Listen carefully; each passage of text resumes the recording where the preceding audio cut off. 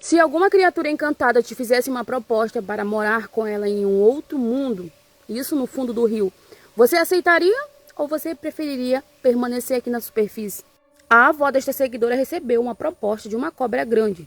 Cobra grande, para quem não sabe, é o modo como nós da região amazônica chamamos uma cobra aí de um tamanho desproporcional. Na época, então, a avó da seguidora morava em um rio, lá no estado do Amazonas, e o local onde a família ali tinha a sua casa era o local mais profundo daquele rio. E na época em que tudo aconteceu, a seguidora diz que a avó dela estava menstruada. E antigamente, como se tinha a crença ali de resguardar ou guardar esse período aí, tipo, as mulheres não lavavam roupas, não pegavam sabão, não se banhavam nos rios. E quem fazia essas tarefas domésticas neste período era a mãe e a tia da seguidora, que eram as filhas maiores. Mas mesmo assim elas ainda eram bem novas quando elas pegaram ali as louças, roupas e levaram tudo para a margem do rio para poder lavar. Inclusive eu faço isso. É meio que um costume de quem mora na beira do rio. Então elas juntaram tudo isso e se dirigiram à margem do rio. Isso aí por volta de meio-dia. Ignorem esse galo, gente. Então, como a avó da seguidora era uma pessoa assim que acreditava bastante em boto, cobra grande, outros seres aí da mata, das águas também, né?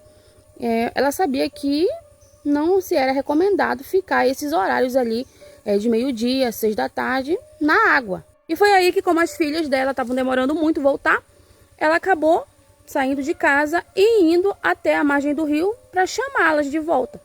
Só que quando ela chegou lá, próximo ao local onde elas estavam ali, fazendo as tarefas e também tomando banho, ela meio que viu que algo brilhou ou focou dali da água diretamente nos olhos dela.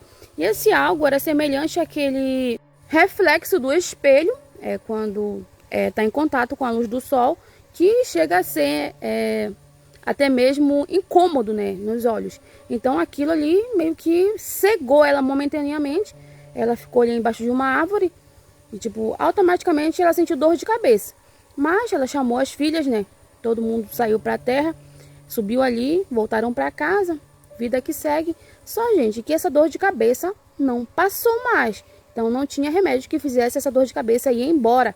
Ela então ficou pensando que talvez pudesse ser devido à menstruação, né, que é comum dor de cabeça, cólicas e outros sintomas aí.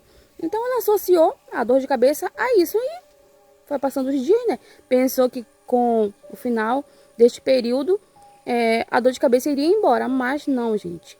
Daí, tipo, o marido dela trabalhava como pescador, também trabalhava em roça, acabava saindo bem cedo para poder trabalhar e ficava somente ela e os filhos em casa. Daí no dia seguinte, o marido dela percebeu que ela estava meio estranha, assim, abatida. E ele perguntou o que tinha acontecido para ela, né? Ela contou que tinha visto um reflexo, como se fosse de um espelho, que, tipo, focou da água nos olhos dela e que aquilo cegou ela momentaneamente.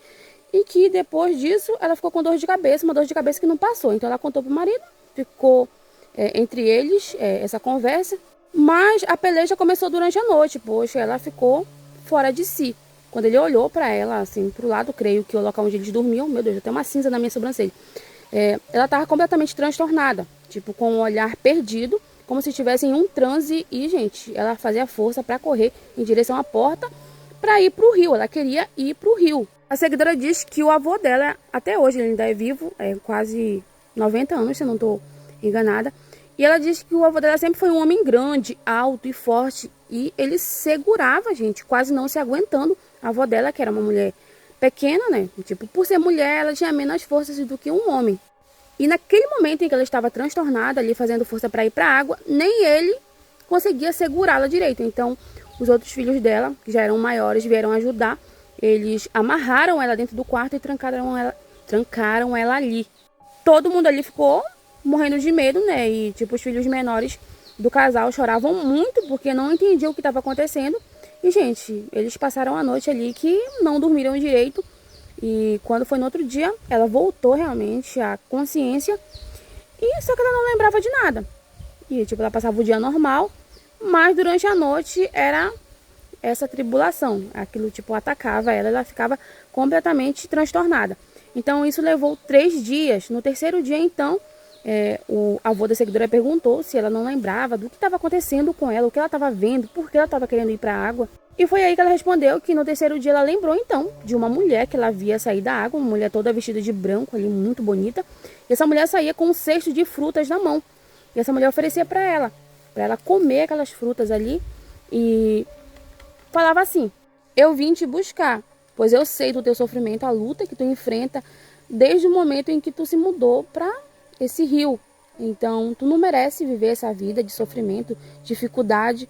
E eu vim até você trazer essa oportunidade, né? Para que você vá morar comigo no local onde eu vivo. E ela oferecia para a avó da seguidora aquela cesta de frutas, né? Assim, em um tom cuidadoso, maternal até, para que ela realmente fosse para a água e comesse daquelas frutas. Então, ela passou 3 noites seguidas fazendo essa proposta e na terceira noite ela concluiu dizendo: olha, se tu quiser ir comigo, vai em tal local ali. E aí esse local era no final do rio, onde a seguidora diz que tinha muitas pedras. Era como se fosse ali um local com umas pedras muito grandes que geralmente os pescadores ali da região ficavam pescando. E a seguidora diz que aquele local ali era um tanto esquisito. Quando a maré baixava, o rio, ficava bem baixo, né? A água ali dava para enxergar, quase que o fundo. Mas esse local onde tinha aquelas pedras ali, era um local que praticamente não secava. Era como se fosse um abismo sem fim ali para baixo daquelas pedras. E esse local era um local muito farto, né? Que existe até hoje, onde se tinha muito tracajá, muito peixe ali e realmente era bastante frequentado. E essa mulher então disse, né, no terceiro dia, que se a avó da seguidora quisesse realmente ser encantada e com ela morar nesse tal lugar, era para ela ir ali, que ela estaria esperando ela no momento em que ela botasse os pés naquelas pedras ali. Então, após essa última proposta, a avó da seguidora não teve mais essas crises à noite, nem viu mais essa mulher. E mesmo assim, o avô da seguidora não ficou conformado com essa situação, né?